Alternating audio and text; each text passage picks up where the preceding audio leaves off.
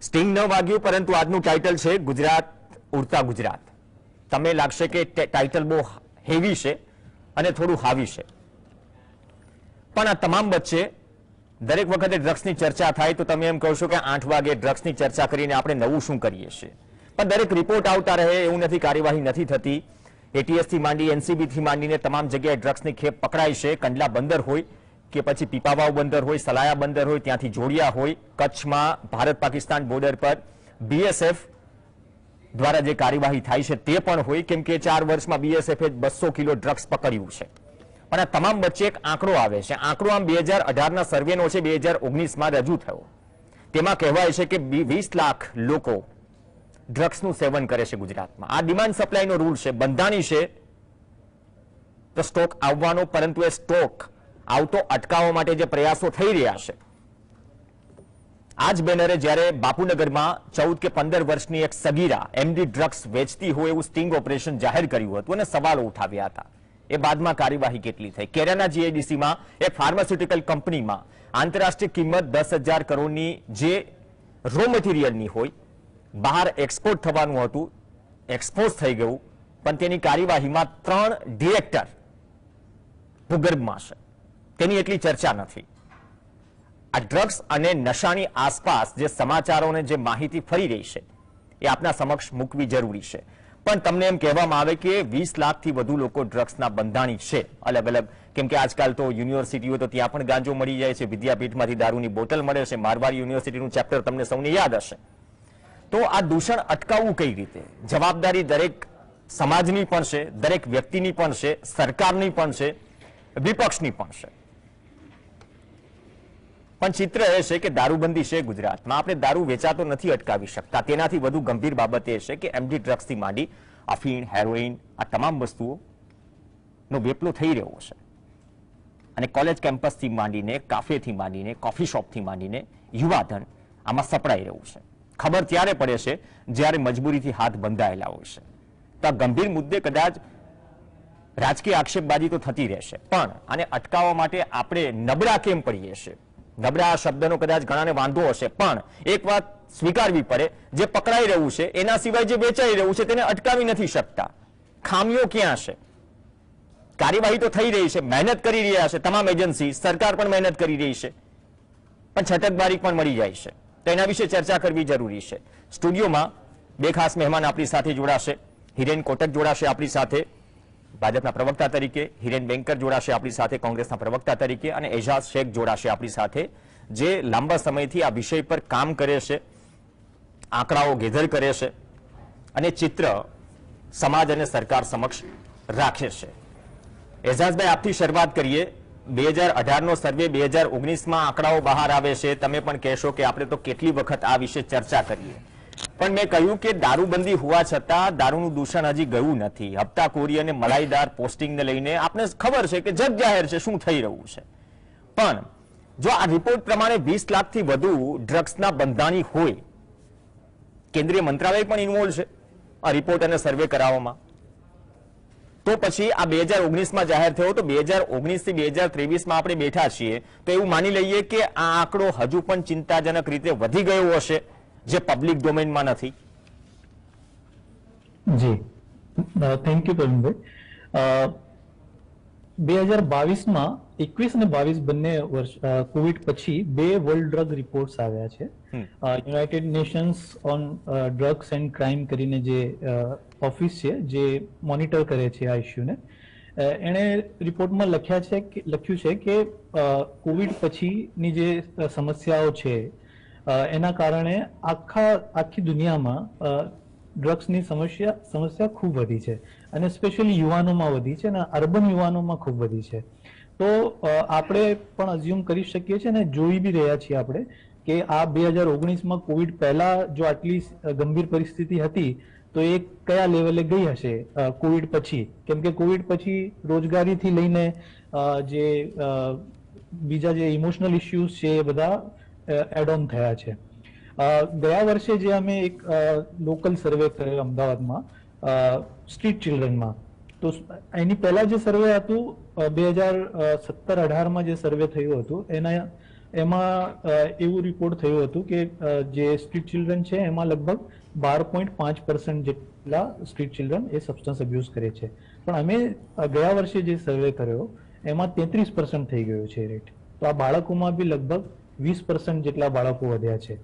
ગયા વર્ષે જે નેશનલ ફેમિલી હેલ્થ સર્વેનો રિપોર્ટ આવ્યો એમાં 2015-16માં દારૂનું જે સેવન મહિલાઓ કરે છે એ 0.3% હતું. એટલે લગભગ 8 થી 9 લાખ મહિલાઓ ગુજરાતમાં 2015-16ના રિપોર્ટ પ્રમાણે દારૂનું સેવન કરતી હતી. 2021નો જે રિપોર્ટ છે એના હિસાબે એ સંખ્યા ડબલ થઈ ગઈ છે મહિલાઓની. 0.6% મહિલાઓ લેવા લાગી છે. અને ચોંકાવનારી વાત એ છે કે મહારાષ્ટ્ર, રાજસ્થાન, મધ્યપ્રદેશ એ બધાથી આપણે આગળ છીએ અને નેશનલ એવરેજ થી બી વધારે છે. આ નેશનલ એવરેજમાં 0.1% મહિલાઓ વધી છે દારૂનું સેવન કરવા વાળી. ગુજરાતમાં 0.3% એટલે 3 ગણી વધી છે. તો આ જે સરકારી રિપોર્ટ છે એનાથી આપણે જોઈએ તો કેટલી ગંભીર પરિસ્થિતિ થઈ રહી છે એ આપણે દેખાઈ આવે છે. હિરેન કોટક, જે એઝાઝભાઈએ વાત કરી કે સેન્ટરના રિપોર્ટ જમીની સ્તર પર જે પણ આ વિષય સાથે ગંભીરતાથી જોડાયેલા છે તે આંકડાઓ બહાર લાવે છે અથવા તો ચિત્ર રજૂ કરે છે, પણ એફર્ટ્સ થઈ રહ્યા છે એજન્સી તરફથી, સરકાર તરફથી. સરકાર જાહેર પણ કરે છે, પ્રેસ કોન્ફરન્સ પણ થાય છે કે આટલું ઝડપાયું, પણ રોકી કેમ નથી શકાતું? બીજી વાત, ચિંતાજનક રીતે બંધાણીઓ વધી રહ્યા છે. જો આ રિપોર્ટમાં એમ કહેવામાં આવે કે 1.47 લાખ મહિલાઓ ડ્રગ્સની બંધાણી છે ગુજરાતમાં. આજકાલ તો યુનિવર્સિટી સુધી ગાંજાનું વાવેતર પહોંચી ગયું છે. વિદ્યાપીઠમાં જે થયું હમણાં આપણી સૌની સામે છે, મારવાડીનો પણ ઉલ્લેખ હતો.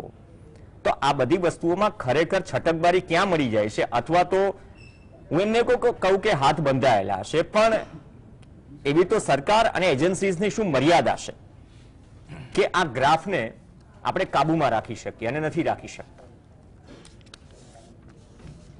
ભાઈ, જે ડ્રગ્સ અથવા નશા નિર્મૂલનની જે ઇમારત છે એના 4 પિલર છે. એમાં ઇન્ટેલિજન્સ આવી જાય, એન્ફોર્સમેન્ટ આવી જાય, કોઓર્ડિનેશન આવી જાય, અને ચોથી સૌથી અગત્યની એવો મુખ્ય એનો આધાર સ્તંભ પિલર જેને કહીએ એ સોશિયલ અવેરનેસ. આ 4 મુખ્ય બાબતોને લઈને આપણે ક્યાંક ને ક્યાંક આ સમસ્યાનું સમાધાન કરી શકીએ, એનો ઉકેલ લાવી શકીએ. સમસ્યા છે 2018નો જે રિપોર્ટ 19માં પ્રસિદ્ધ થયો એ 19ના રિપોર્ટ બાદની સ્થિતિ અને ત્યાર પછીના પણ જે આપણે આંકડાઓ છે એના પર પણ એક નાની એવી નજર કરીએ તો શું થશે કે આખા વિષયને સારી રીતે સમજી પણ શકીશું ને એના નિર્મૂલન અંગે પણ ચર્ચા કરી શકીશું. 2021, 22 અને 23ના હું આંકડાઓ કહું છું. આ અધિકારિક આંકડાઓ છે જે આજે મેં લીધા છે અને ગૃહ મંત્રાલયના એક અધિકારી પાસેથી, જેમાં 21માં 465 કેસ, 727 આરોપી, 21,754 કિલોગ્રામ આ ડ્રગ્સ પકડાયું અને 2,346 કરોડ રૂપિયાનું આ ડ્રગ્સ હતું. ત્યારબાદ 2022માં 512 કેસ, 785 આરોપી, 32,590 કિલોગ્રામ ડ્રગ્સ અને 5,338 કરોડનું આ ડ્રગ્સ પકડાયું. 2022નું આપણે બધાની પોર્ટ વાળું જે વાત કરીએ. અને 23ની વાત કરીએ તો 301 કેસ, 397 આરોપી, 15,408 કિલોગ્રામ ડ્રગ્સ અને એ હતું 656 કરોડનું ડ્રગ્સ. હવે આપણે આ પ્રકારની જયારે ચર્ચા કરીએ છીએ ત્યારે આપણે સ્વાભાવિક રીતે 1-2 પ્રશ્નો આપણી પાસે ખાસ આવતા હોય છે, જે વિપક્ષો દ્વારા આવે, મીડિયા દ્વારા આવે અને લોકોના મનમાં પણ ઉઠે. એવા પ્રશ્નો એ છે કે જો આટલું બધું ડ્રગ્સ છે એ ગુજરાતમાં આવતું હોય, પકડાયું હોય, તો એનો અર્થ શું કે ખપત કેટલી મોટી હશે, બરાબર? તો એ સ્વાભાવિક પ્રશ્નનો સ્વાભાવિક અને સાચો જવાબ એવો છે કે એ જે ડ્રગ્સ પકડાય છે એ લેન્ડિંગ પોઈન્ટ તરીકે ગુજરાતના દરિયા, જે વિશાળ દરિયા કિનારો ગુજરાત ધરાવે છે ત્યાં આવે છે, ગેટવે ને કારણે એ સ્થિતિ બને. બીજું, આ ડ્રગ્સ છે બધું પકડાયું છે એ પોર્ટ પરથી જ નહીં, પરંતુ અમુક ડ્રગ્સ છે એને આપણી પાસે જે ઇન્ફોર્મેશન, માહિતી, જે મેં વાત કરી એમ એન્ફોર્સમેન્ટ દ્વારા, પછી આપણે નેશનલ આપણે ડ્રગ્સ કંટ્રોલ જે એજન્સીઓ છે એના દ્વારા માહિતી મળે અને પછી એ કોર્ડિનેશનથી પકડાયું.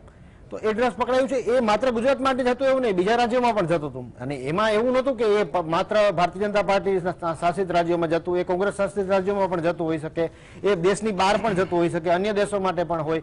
એ જે સપ્લાય માટે થઈને ગેટવે અથવા ગેટ બનાવવાની જે કોશિશ હતી એમાં માત્ર ગુજરાતમાં જ આ ડ્રગ્સ આવતું એવી વાત નથી, પણ એ પકડાયું છે ને એ સૌથી મોટી બાબત છે. એટલે ડ્રગ્સ પ્રયત્નો ચાલુ રહેવાના છે, કારણ કે ઇન્ટરનેશનલ માર્કેટમાં અફઘાનિસ્તાનની સ્થિતિ બાદ આપણે જોયું છે કે જે ખાસ કરીને અફઘાનિસ્તાનની સ્થિતિ થઈ છે અથવા પાકિસ્તાનની જે પ્રકારની આર્થિક સ્થિતિ નબળી પડી છે, એટલે એ લોકો પાસે ક્યાંક ને ક્યાંક એના પરંપરાગત જેવા આ ડ્રગ્સના બિઝનેસમાં ક્યાંક ને ક્યાંક આગળ વધવાનો માર્ગ ખુલી ગયો.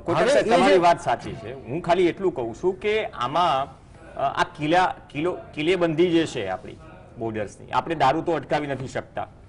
મેં ફાર્માસ્યુટિકલ કંપનીનું એટલા માટે એક્ઝામ્પલ આપ્યું કે 1.5 મહિનાથી આ કેસ ચર્ચાઈ રહ્યો છે. કેરાલા જીઆઈડીસી અમદાવાદથી બહુ દૂર નથી.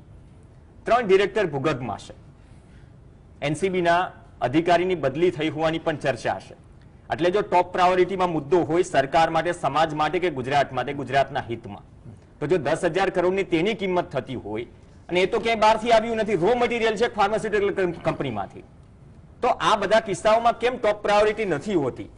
કારણ કે 1.5 મહિનાથી એની કોઈ ચર્ચા છે જ નહીં કે 3 ડિરેક્ટરો ગયા ક્યાં, જમીનમાં ગયા, આકાશ નીકળી ગયું કે ગમે તે, તો ટોપ પ્રાયોરિટીમાં કેમ નથી આ મુદ્દાઓ જે અહીંયા જ બની રહ્યું છે રો મટીરિયલના ભાગરૂપે? એક તરફ તમે જે પગલાં લેવાયા છે, જે ફેક્ટરી પકડાય છે એની જે વાત કરો છો, એ જ રીતે આ પણ વાત છે કે જેવું કાંઈ પણ પગલાં લેવાય અને કોઈ પકડાય છે તો આપણે એ પ્રશ્ન કરીએ કે એ પકડાયા છે એ કેમ આપણે દાખલા તરીકે એવી રીતે ફરીથી કેમ બીજી કોઈ પણ ફેક્ટરી શા માટે નથી? કારણ કે પકડાય છે. અહીંયા આવો કોઈ પણ પ્રયત્ન થાય છે, પ્રયત્ન થતા બંધ નથી થવાના. આપણે એ પ્રયત્નોને નિષ્ફળ બનાવવાના છે અને એ કામ ભારતીય જનતા પાર્ટીની ગુજરાત સરકાર બહુ સુપેરે બહુ સારી રીતે કરી છે. એ તો મેં તમને અત્યારે હમણાં જે આંકડા આપ્યા 21 એડિક્શન સેન્ટરની કમી છે એટલે એક્ઝેક્ટલી ના, એ કમી નથી. એ આપણે એ પણ લોકોને ખ્યાલ નથી. બહુ મોટી બાબત છે. આપણે એક મિનિટ દાખલા તરીકે એટલે સમજી ગયો રિહેબિલિટેશન સેન્ટરની વાત કરો છો તમે. સેન્ટર જે ડ્રગ્સમાં સપડાઈ ચૂક્યું છે, રિહેબિલિટેશન જ્યાં થાય, ડી એડિક્શન સેન્ટર કે જ્યાંથી કદાચ તેને ફરીથી સોસાયટીમાં, એ મુદ્દે હું ચર્ચા કરી છે. મુદ્દો પણ બહુ અવેરનેસ વાળો છે કે કેટલા હોવા જોઈએ, અથવા કેમ કે આ વ્યાપ વધી રહ્યો છે. 5 વર્ષના છેલ્લા આંકડા હજુ ચર્ચા નથી કે આમાંથી બંધાણીઓ કેટલા વધ્યા. હિરેનભાઈ, કોંગ્રેસ વાળા હિરેનભાઈ બેંકર, સત્તા પક્ષની જવાબદારી છે, વિપક્ષની જવાબદારી છે, સમાજની જવાબદારી છે. તો બધા જ આને દૂષણ માનતા હોય છતાં પણ આ દૂષણ ચાલી રહ્યું છે. તો નથી લાગતું કે 4-5 દિવસે ખેપ પકડાય, એકાદી ચર્ચા થઈ જાય, એક મુહિમમાં આવવું જોઈએ, વિપક્ષમાં આવ્યું કે સત્તા પક્ષમાં આવ્યું, બંને માટે ટોપ પ્રાયોરિટીની વાત હોય. જો કે ગુજરાતના યુવાધનને આપણે ભવિષ્ય માનતા હોય, આ 20 લાખનો આંકડો તો 4 વર્ષમાં બીજો વધી ગયો હશે. તો જેન્યુઅનલી આની સામે શું લડત ચલાવી રહ્યું છે વિપક્ષ પણ? સરકાર માટે તો અમુક કિલ્લેબંધીમાં છટકબારી છે, હજી વેચાઈ રહ્યું છે, એ સત્ય છે. વિપક્ષ શું કરી રહ્યું છે? ખૂબ સારી બાબત વાત કરી આપે, અને હું આ મુદ્દાને એટલા માટે ખૂબ સેન્સિટિવ અને ખૂબ ગંભીર ગણું છું. આ રાજકારણથી પર થઈને વાત કરવી જોઈએ. અને હું અભિનંદન આપું હિરેનભાઈ કે એમણે સ્વીકાર્યું કે આ ગુજરાત લેન્ડિંગ બન્યું છે અને તમે બોલ્યા પ્રવેશદ્વાર બન્યું છે. 26/6/2023 આજથી 2 મહિના પહેલા આ જ મુદ્દે આ જ આંકડા સાથે અમે પ્રેસ કોન્ફરન્સ કરી હતી. એની પહેલી જ લીટી હું એ વાંચવા માંગુ છું. ગુજરાત ડ્રગ્સનું પ્રવેશ દ્વાર અને એપી સેન્ટર બન્યું છે, ચિંતાજનક છે. એમાં જે તથ્ય છે એ મૂક્યા છે, જેમાં કીધું છે કે છેલ્લા 4 વર્ષમાં 64,521 કિલો ડ્રગ્સ પકડાયું છે, 987 લીટર ડ્રગ્સ પકડાયું છે અને 72,987 જેટલી પિલ્સ પકડાઈ છે. અને જે અત્યારે આંકડો આવ્યો છે આપણી સામે, એ જે આંકડો છે એ લોકસભામાં મૂકવામાં આવ્યો હતો, જે social and justice empower department છે એના દ્વારા, અને એમ્સ અને એનડીડીસી એટલે કે national drugs dependence treatment centre, આના દ્વારા સર્વે કરવામાં આવ્યો હતો. અને સર્વેમાં એટલી સુંદર માહિતી છે કે જે એડોલન્સ કહેવાય, જે નાના બાળકો છે, એ આલ્કોહોલ કેટલો પીવે છે, એ કેનેબીઝ એટલે ગાંજો કેટલો લે છે, આ તમામ વિગતો આપી દઈને એ માહિતી જ્યારે મેં જોઈ તો ગુજરાતનો ચિત્ર જોઈને ખરેખર આંચકો લાગ્યો. અને પછી મેં પ્રેસ કોન્ફરન્સ કરવાનું નક્કી કર્યું. 17 લાખ યુવાનો, આ પ્રેસ કોન્ફરન્સમાં મેં લખ્યું 17 લાખ યુવાનો આ ડ્રગ્સના બંધાણી છે, ડ્રગ્સ યુઝર્સ છે. અને એમાં મહિલાઓની સંખ્યા ગુજરાતમાં 1,85,000 મહિલાઓ છે. આ વાત કરી હતી 2 મહિના પહેલા પ્રેસ કોન્ફરન્સના માધ્યમથી. આ મુદ્દો જાહેર જનતાની વચ્ચે મૂક્યો, તમામ માધ્યમોએ આ લીધો હતો અને ગુજરાત સમાચારે પણ બહુ સારી રીતે આ વસ્તુને મૂકી હતી. કામ કઈ રીતે કરી શકાય, આંચકાજનક વસ્તુ થઈ રહી છે, જગ જાહેર છે. પ્રવીણભાઈ, વાત એ આવે છે કે આ મુદ્દે શું કામગીરી કરવી જોઈએ. એમાં સ્પષ્ટપણે કહેવામાં આવ્યું કે આપણી પાસે ગુજરાતમાં પ્રતિ લાખ પોલીસ કર્મી જે હોવા જોઈએ, મહેકમમાં 174 હોવા જોઈએ, આપણી પાસે 127 છે 1 લાખે, જે રાષ્ટ્રીય સરેરાશ કરતા પણ ઓછા છે. પહેલી વાત એટલે સંપૂર્ણપણે ભરતી થવી જોઈએ. કોંગ્રેસ પક્ષે આજના જ દિવસે આજે પણ બહુ સારો વાત કરી કે આ ઓગસ્ટ એટલે કે 31 ઓગસ્ટ 2022 ના દિવસે આજથી 1 વર્ષ પહેલા આ જ મુદ્દે પત્રકાર વાર્તા કરી હતી અને સકારાત્મક રીતે નો ડ્રગ રિજેક્ટ ડ્રગ્સ ની ડ્રાઈવ ચલાવી હતી. એના માટેની વેબસાઇટ કરી હતી. તમે આ ક્રોસ ચેક પણ કરી શકો છો. આના માટેની વેબસાઇટ કરી હતી અને અમે તમામ સ્કૂલોમાં ગયા હતા. NSUI યુથ કોંગ્રેસ દ્વારા તમામ સ્કૂલો કોલેજમાં જવામાં આવ્યું. આના માટેની પોઝિટિવ ડ્રાઈવ કરવામાં આવી કે આનાથી છુટકારો મળીએ. એટલે એક સકારાત્મક પક્ષ તરીકે અમે વાત કરી છે, વારંવાર ઉઠાવી છે, પણ જે મુદ્દાની વાત આવે છે અને વારંવાર ટીવીમાં આપણે જોઈએ છે પકડાયું છે, પકડાયું છે, પકડાયું છે, અમે પકડીએ છીએ, પીઠ થપથપાની વાત આવે છે.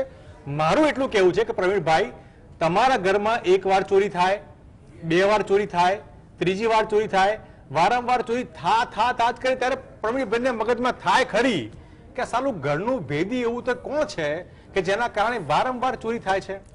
અને ચોરી થયા પછી ધારો કે આપણે ઘરમાં મારા પિતાને ધારો કે કેન્સર થયું હોય અને મારા 2 ભાઈઓ બેઠા હોય ને એક ભાઈ એમ કે પપ્પાને કેન્સર થયું છે. હવે બીજો ભાઈ માને જ નહીં કે ના નથી થયું, તાવ આવ્યો છે. 1 દિવસ 2 દિવસ 3 દિવસ ને પછી સમય એવો થઈ જાય કે પથારી વર્ષ થઈ જાય ફાધર અને પછી માને નહીં. આ પરિસ્થિતિ અત્યારે ગુજરાતમાં કેન્સરની જેમ જઈ રહ્યું છે. આંચકાજનક સમાચાર છે હિરેનભાઈ, આ મુદ્દાને થોડોક આગળ વધારીશું. આંચકાજનક સ્થિતિ જે સ્થિતિ છે એઝાઝભાઈ, જે કોટક સાહેબ અને બેન્કર સાહેબ જે વાત કરે છે કે બેન્કર સાહેબ કે અમે કેન્દ્ર સરકાર કે સર્વેના જે આંકડા આવ્યા લોકો સામે મૂક્યા આંચકાજનક છે, એ આંકડા તમારી પાસે પણ છે, એ સિવાયના આંકડા પણ તમારી પાસે છે. પણ ડી એડિક્શન સેન્ટર, રિહેબ માટેના જે સેન્ટર્સ છે અથવા તો જે લોકો આમાં જતા રહ્યા છે એને ફરીથી મેઇન સ્ટ્રીમમાં વાળવા માટે, કેમ કે એ પણ એક બહુ મોટું કામ છે. બાકી આંકડો તો વધતો રહેવાનો. જો ડ્રગ્સની આવક બંધ નહીં કરાવી શકીએ 100%, કોઈ લખીને દેવા તૈયાર નથી કે ગુજરાતમાં આથી 1 ગ્રામ પણ એમડી નહીં મળે કે કોકેન નહીં મળે, અમે પકડીશું ત્યાંથી આગળ નહીં વધે, એવી તો સ્થિતિ છે નહીં. તો આ પ્રક્રિયાને અટકાવવા અથવા તો વધુ સારું પરિણામ મળે તેના માટે ખરેખર કરવું શું જોઈએ, અથવા તો એ પ્રકારે રસ્તે છીએ આપણે? બિલકુલ નહીં. જે ડિસ્કોર્સ છે આપણો આખો આ સમસ્યાની આસપાસ એ સપ્લાય કંટ્રોલ ઉપર જ છે. આપ જે બી પ્રવક્તા આવે છે મોસ્ટલી જે બી ડિબેટ્સમાં, એ એક તરફ આ વાત હોય છે કે ભાઈ અમે આટલું પકડીએ છીએ ને બીજી તરફ આ વાત હોય છે કે નથી પકડી રહ્યા કે ઇફેક્ટિવલી નથી પકડી રહ્યા. પણ સવાલ એ છે કે જે પ્રવક્તા સાહેબ કહેતા હતા બીજેપીના કે 300 ની આસપાસ 310 ની આસપાસ કેસ થયા છે, હું તો કહું છું પ્રોહિબિશનમાં તો 2 લાખ કેસ થાય છે ગુજરાતમાં દર વર્ષે. તો શું દારૂ અટક્યું છે કે પીનારા ઓછા થયા છે? અને લાસ્ટ જે નેશનલ ફેમિલી હેલ્થ સર્વે તો કહી રહ્યો છે કે જે પીવાની પેટર્ન છે એટલી પ્રોબ્લેમેટિક થઈ છે કે લગભગ 30% લોકો આલ્કોહોલિક્સ થઈ ગયા છે, એમને ટ્રીટમેન્ટની જરૂર છે.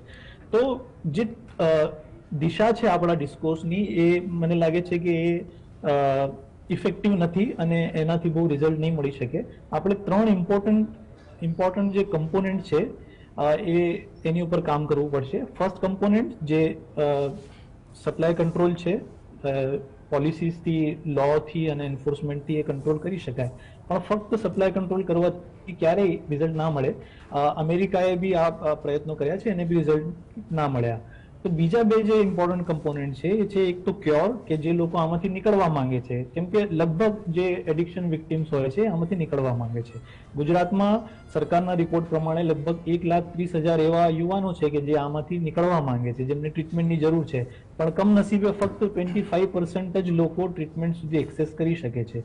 તો એ જે ઇન્ફ્રાસ્ટ્રક્ચર ઊભું કરવાનું છે, ખાલી 6 ડિસ્ટ્રિક્ટમાં વ્યસન મુક્તિના કેન્દ્રો છે, બાકી મોસ્ટલી શહેરોમાં પ્રાઇવેટ સેન્ટર્સ છે જે અફોર્ડેબલ બી નથી અને એ ટ્રીટમેન્ટ મોડેલ બહુ ઇફેક્ટિવ બી નથી.